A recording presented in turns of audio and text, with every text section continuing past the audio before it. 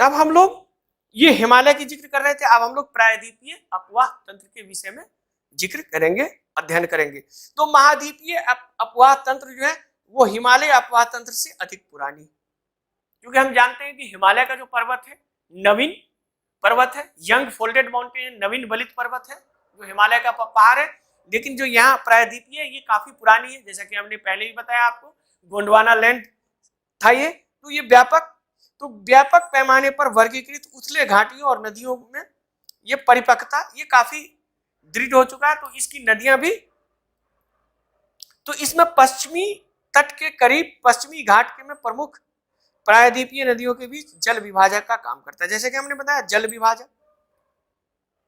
विभाजक तो आपको लगता है कि अधिकतर, जैसे कि हमने अभी बताया कि जो भारत की अगर नदी तंत्र की हम बात करें तो 77% बंगाल की खाड़ी में गिरती है और 23% अरब सागर में गिरती है। तो क्यों, यह भी क्वेश्चन आपसे पूछा जा सकता है। तो इसमें जो पश्चिमी घाट है ये सबसे बड़ा जल विभाजक का काम करता है, जो हमने बताया था वाटर डिवाइड का काम करता है, जिसके परिणाम स्वरूप अधिकतर नदियां अपने जल का विसर्जन बंगाल के खाड़ी में करती है।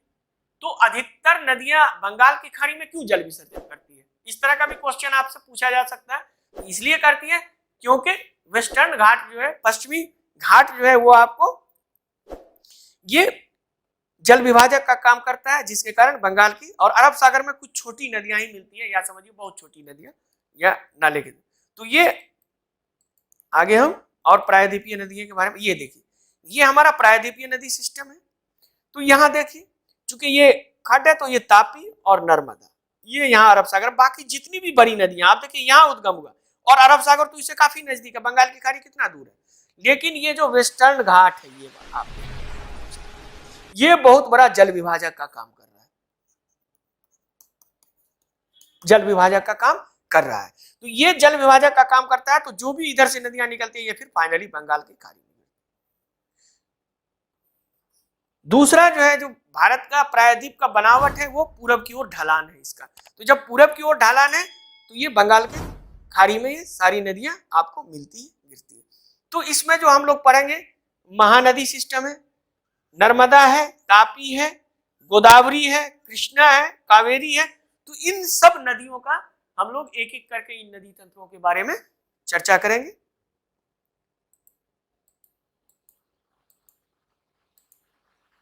अब देखिए प्रायद्वीपीय अपवाह तंत्र की प्रणालियां जो है, तो उसमें निम्नलिखित प्रमुख नदी प्रणाली सम्मिलित है। जैसे कि हमने बताया नंबर 1 महानदी प्रणाली। तो जैसे कि हमने महानदी प्रणाली आपको रायपुर जिले के सिहवा के पास से निकलती है। कहां से निकलती है? रायपुर जिले के सिहवा के पास से निकलती है और उड़ीसा होकर बंगाल की खाड़ी में अपना जल विसर्जित करती है, ये महानदी। अब हम लोग देखेंगे इसकी लंबाई 851 किलोमीटर है और इसका जलग्रहण क्षेत्र 1.42 लाख वर्ग किलोमीटर में फैला हुआ है।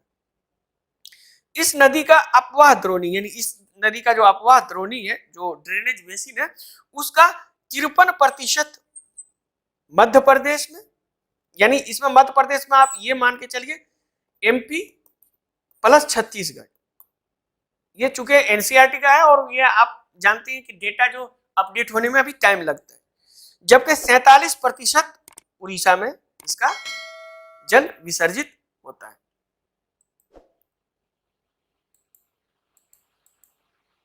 ये देखिए ये महानदी बेसिन आपको नजर आएगा। अब ये देखिए यहां उड़ीसा, अब यहां जो इसका ये महानदी है और महानदी का जो यहाँ डेल्टा है ये बहुत ही महत्वपूर्ण है। यहाँ ओलिड रिडले कछुआ पाया जाता है और इसका ये बहुत बड़ा यहाँ घोंसला होता है। तो इसमें डिफरेंट रिवर्स है, इसको भी आप लोग को देखना होगा कि यहाँ छोटी छोटी सहायक नदियां हैं। ये देखिए ये सब है, तो छोटी छोटी यहाँ भी सहायक नदियां हैं। तो ये आपका महानदी बेसिन है, जिसका आपको 53% भाग जो है एमपी में, बाकी 43% जो है आपका वो मतलब उड़ीसा में आपका आता है। अब है दूसरा जो प्रायद्वीपीय नदी में सबसे बड़ी है वो गोदावरी नदी प्रणाली।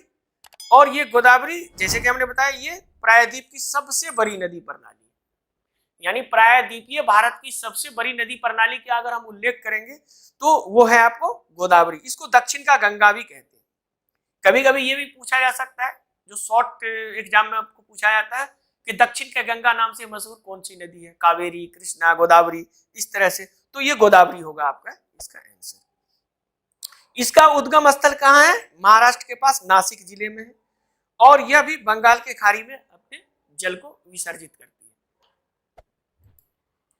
इसकी सहायक नदियां, अब इसकी सहायक नदी को अगर हम देखें गोदावरी की, तो महाराष्ट्र, मध्य प्रदेश, छत्तीसगढ़ और उड़ीसा और आंध्र प्रदेश के राज्यों से होकर गुजरती है। इसकी सहायक नदियां जो है इसमें कितने मतलब स्टेट है, तो महाराष्ट्र, मध्य प्रदेश, एमपी, छत्तीसगढ़, उड़ीसा और आंध्र प्रदेश, ये 4 राज्य से होकर गुजरती है।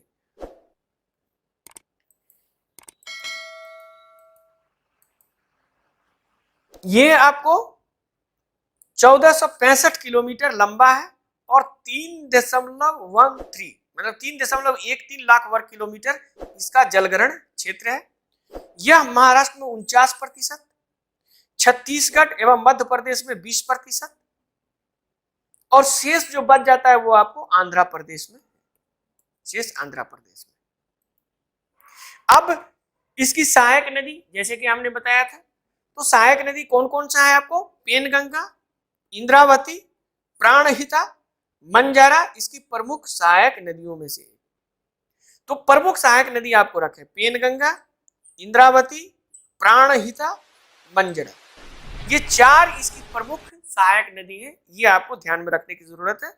और इसमें इसका जलग्रहण क्षेत्र का इसका फैलाव जो है वो प्रतिशत देखा तो 49% महाराष्ट्र में, 20% आपको छत्तीसगढ़ और एमपी में और शेष जो बचा आपका वो यानी 30% के आसपास वो आंध्र प्रदेश में, यानी 50 और 20 70 बाकी 30 उधर हो गए।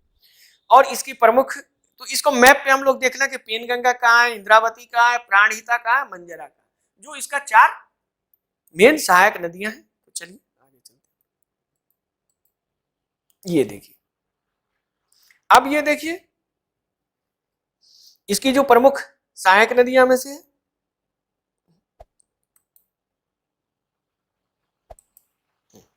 प्राण, तो ये देखिए ये है मंजरा, ठीक है, सहायक नदियां। इसका देखिए ये वेनगंगा है, ये पेनगंगा है, उसके बाद है इसका ये देखिए और इंद्रावती। तो इंद्रावती, वेनगंगा, पेनगंगा, मंजरा ये सब आपका ये सहायक नदियां हैं। यहीं पे आपका निजाम सागर डैम है यहाँ पे बना हुआ। तो ये मैप है आपका, इसका ये ड्रेनेज बेसिन है, ये महाराष्ट्र से यहाँ से निकला, महाराष्ट्र, मध्य प्रदेश, छत्तीसगढ़ और ये आंध्र प्रदेश होते हुए ये आपका पूरा एरिया है। तो ये एरिया जो है ये भी आप अगर स्क्रीन कवर लेना चाहें तो ले सकते हैं, ये भी बहुत ही महत्वपूर्ण नदी है। अब है कृष्णा नदी प्रणाली। प्रायद्वीपीय नदी प्रणाली में अगर थर्ड बोले, हम नॉर्थ की तरफ से साउथ में जा रहे हैं, तो ये कृष्णा नदी प्रणाली है। कृष्णा नदी ये दूसरी सबसे बड़ी पूरी अफवाह वाली नदी है। ये क्या है? दूसरी सबसे बड़ी पूर्वी अफवाह वाली नदी। यह पूर्वी अफवाह देने का मतलब क्या होगा? पूर्वी अफवाह इसलिए देने का होगा कि नर्मदा भी एक बड़ी नदी है, लेकिन नर्मदा का अफवाह तंत्र जो पश्चिम की ओर है वो अरब सागर में मिलती है। तो ये दूसरी सबसे बड़ी पूर्वी अफवाह वाली प्रायद्वीपीय नदी है। तो ये मामूली चीज जैसे पूर्वी, और वो पूर्वी को हटा दे दूसरी बड़ी अफवाह दे दे तो वो फिर गलत हो जाएगा। तो जब आप यूपीएससी का एग्जाम देते हैं तो हर क्वेश्चन को बारीकी से आपको देखना पड़ेगा, ठीक है। यह आपको सहाद्री में महाबलेश्वर के पास से निकलती है और इसकी कुल लंबाई 1401 किलोमीटर है। इसका जो है प्रमुख सहायक नदी में कोयना है, तुंगभद्रा है, भीमा है। इसकी प्रमुख सहायक नदियों में से किसकी? कृष्णा नदी की। कृष्णा नदी के कुल जलग्रहण क्षेत्र का 27% आपको महाराष्ट्र में है, 44% कर्नाटक में है और 29% आंध्र प्रदेश में। और आंध्र प्रदेश मतलब आंध्र प्रदेश और तेलंगाना। जैसे कि हमने बताया मध्य प्रदेश कहा जाए तो समझिए मोटे तौर पे मध्य प्रदेश छत्तीसगढ़, उसी तरह से आंध्र प्रदेश कहा जाता है तो आंध्र प्रदेश तेलंगाना। क्योंकि अभी उसके डेटा को सेपरेट करने में कई साल लग जाएंगे। इवन अभी भी बहुत सारा चीज हम देखते हैं बिहार एंड झारखंड, तो उसका अभी भी पूरी तरह से डेटा करने में और साल लग जाएंगे, जबकि 2000 में ही अलग हो गया है, 20 साल हो गए, लेकिन फिर भी अभी तक पूरे तरह से उनके डेटा को सेग्रीगेट नहीं किया गया। ये देखिए ये है आपका कृष्णा रिवर। अब ये देखिए कृष्णा रिवर है, कृष्णा यहां से शुरू हुआ महाबलेश्वर के पास से, इसका सहायक नदी भीमा, तुंगभद्रा, ये देखिए, और ये फिर कृष्णा यहाँ इसको हैदराबाद के पास मूसी नदी मिलती है और यही मूसी नदी के किनारे हैदराबाद स्थित है। कभी कभी पूछ देता है हैदराबाद कौन सी नदी के किनारे स्थित है, पहले तो अक्सर ये जीके में पूछा जाता था कौन सी नदी के किनारे कौन सी शहर स्थित है। वैश्विक स्तर पर भी पूछा जाता है कि पेरिस कौन सी नदी के पास है, तो जैसे सीन नदी है, उसी तरह विभिन्न उसी तरह से ये इस नदी के किनारे कौन से प्रमुख शहर है, तो विजयवाड़ा, और फिर फाइनली ये बंगाल की खाड़ी में मिलती है। तो इसमें कौन कौन सा इसका हो गया, कृष्णा का भीमा हो गया सहायक नदी, तुंगभद्रा, मूसी, ये सब इसकी सहायक नदियों में से है।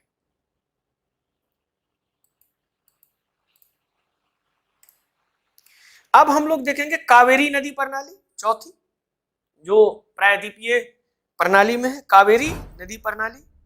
कावेरी कर्नाटक के कोगडू जिले से, कोगडू जिले है उसकी ब्रह्मगिरी पहाड़ी से निकलती है, जो 1341 मीटर की ऊंचाई पर है। इसकी लंबाई 800 किलोमीटर है और ये 81,155 वर्ग किलोमीटर इसका कैचमेंट एरिया या जिसको आप कहें ड्रेनेज बेसिन है। कावेरी बेसिन का लगभग 3% भाग केरल में है, 41% भाग कर्नाटक में और 36% भाग तमिलनाडु में इसका कावेरी। तो कावेरी नदी काफी महत्वपूर्ण है और जानते हैं साउथ में अक्सर विभिन्न राज्यों में एक दूसरे को कावेरी जल विवाद के बारे में आप लोगों ने सुना ही होगा। कावेरी जल विवाद को लेकर के काफी इन राज्यों में झगड़े होते रहते थे। इसकी महत्वपूर्ण नदियां हैं, अब इसकी सहायक नदियां हम देखें तो काबिनी, भावनी और अमरावती, ये सब प्रमुख नदियां जो है 4-5, क्योंकि आप अगर देखेंगे तो तकरीबन भारत में हजारों नदियां होंगी और उसकी सहायक इतनी ज्यादा है कि आप उसको रट नहीं सकते, समझ नहीं सकते। तो जो प्रमुख नदी है उसको आपको याद रखना पड़ेगा। तो जो प्रमुख में जैसे कि हमने बताया कि ये कावेरी नदी प्रणाली है जो चौथी सबसे बड़ी नदी प्रणाली है आपको प्रायद्वीपीय भारत की, और उसी में इसकी सहायक नदी कौन है, काबिनी, भवानी और अमरावती। तो ये सब आप नोट कर लें। अब देखिए ये है कावेरी नदी सिस्टम, ठीक है। अब यहां देखिए इसका